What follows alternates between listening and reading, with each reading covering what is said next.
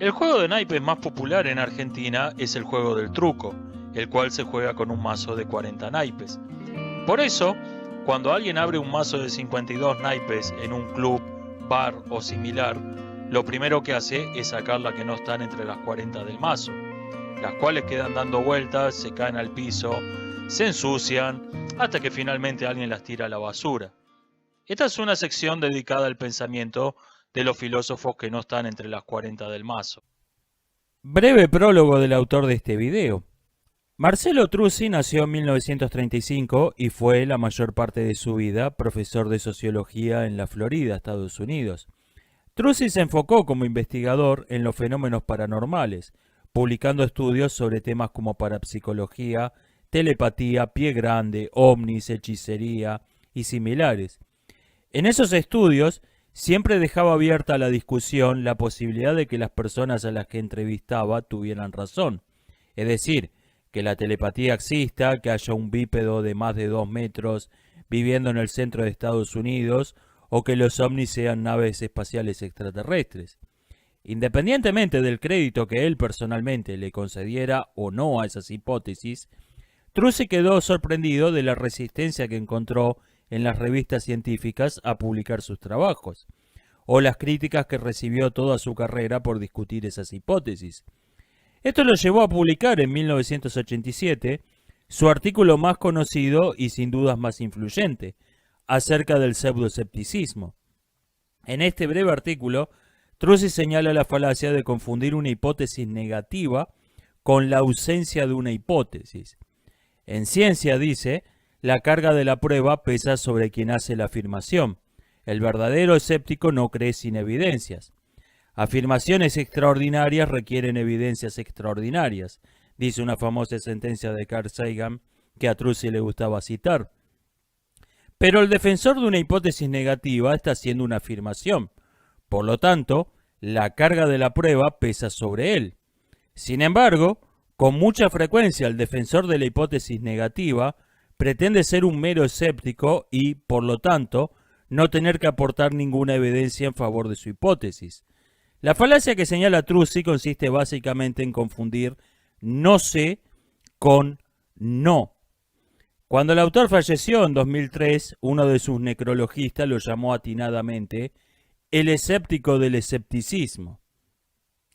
Algo que noté en varias fuentes que citan el artículo de Truzzi, por ejemplo, el artículo pseudoescepticismo de la Wikipedia, es que, como ocurre con el más conocido concepto popperiano de pseudociencia, el concepto ha sido manipulado por la secta de los cientificistas para hacerle decir exactamente lo opuesto a lo que significaba realmente. Por eso creo que es una buena idea leer el artículo original sin intermediarios.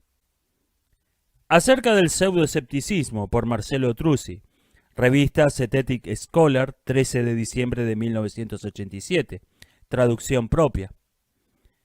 A lo largo de los años he denunciado el mal uso del término escéptico, cuando éste es usado para referirse a todos los críticos de afirmaciones anómalas.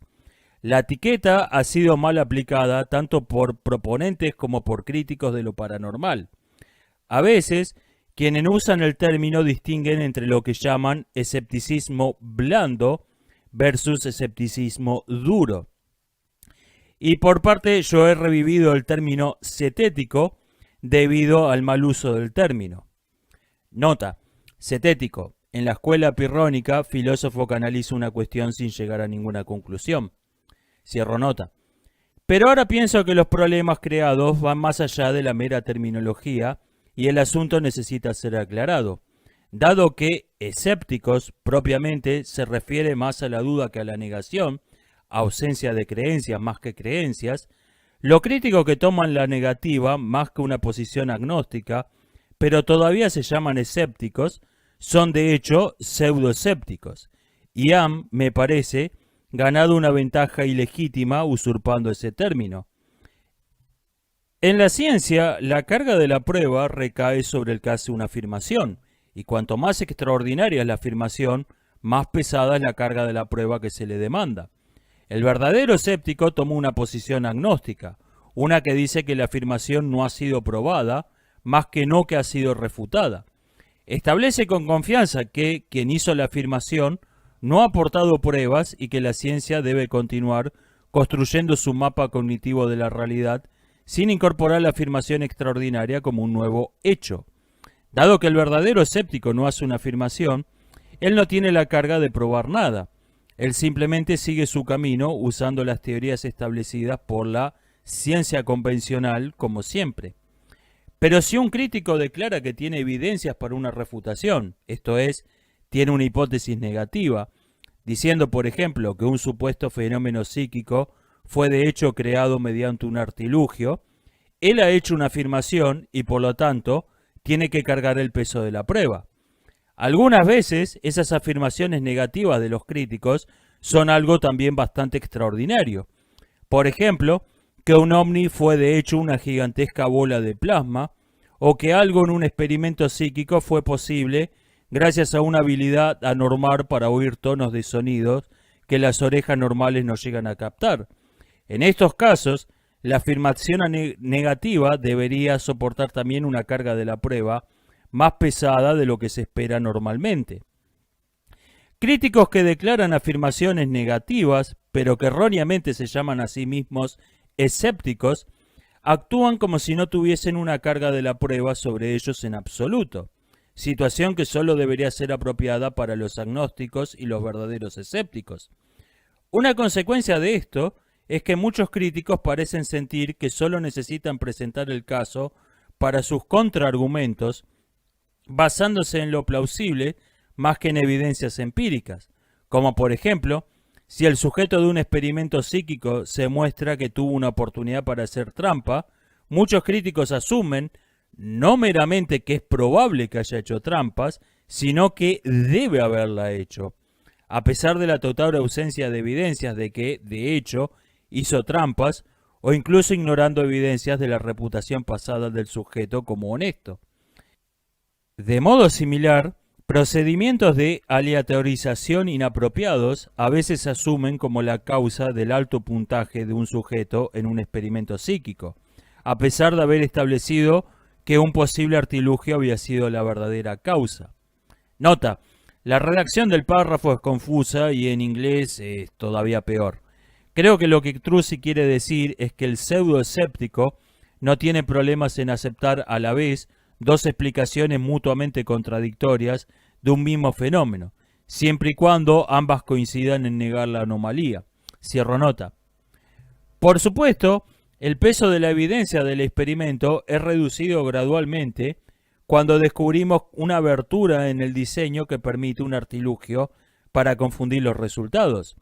Descubrir una oportunidad para el error debe hacer tal experimento menos evidente y por lo general menos convincente. Normalmente refuta la afirmación de que el experimento era a prueba de errores, pero no refuta la declaración anómala. Mostrar que las evidencias no son convincentes no es fundamento para rechazar por completo la idea.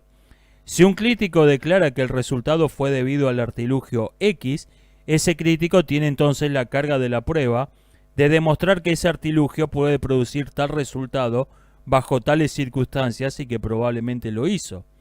Admisiblemente, en algunos casos, la apelación a la mera plausibilidad de que el artilugio produjo el resultado puede ser tan grande que prácticamente todos aceptamos el argumento.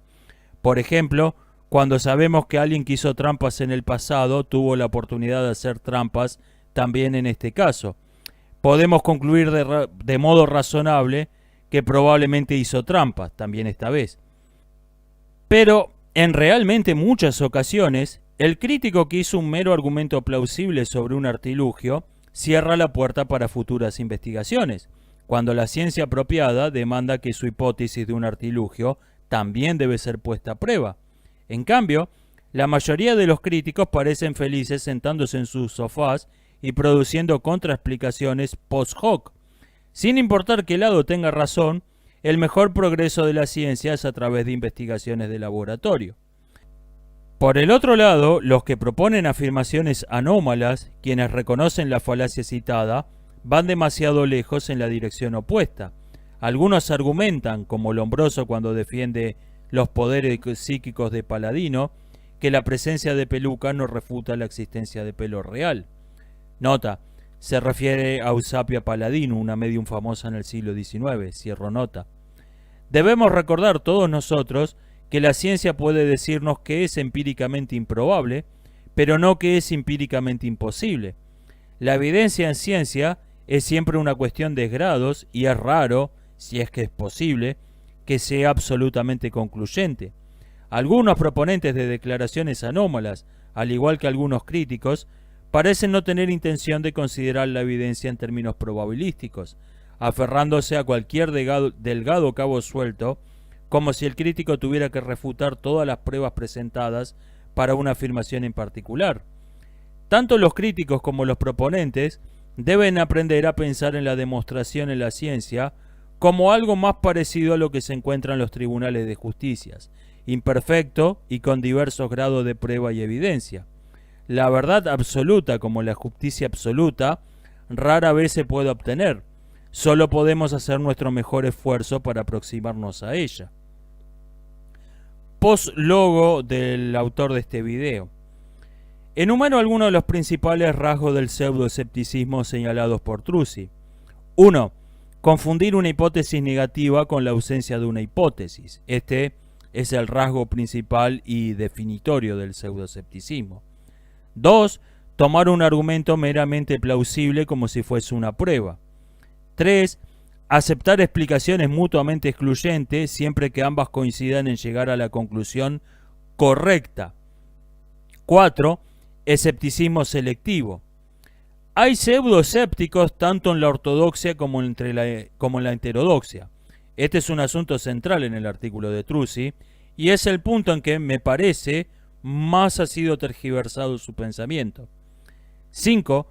Tomar la refutación de un experimento mal hecho como si implicase la refutación de la hipótesis que el experimento intentaba probar. O viceversa, añado yo, creer que cuando uno señala que le están dando muy malos argumentos en contra de una hipótesis, digamos que la Tierra es plana, asumir automáticamente que uno está defendiendo esa hipótesis. 6. No pensar en la evidencia como una cuestión de grados. Esto ha sido todo, nos estamos viendo, hasta la próxima.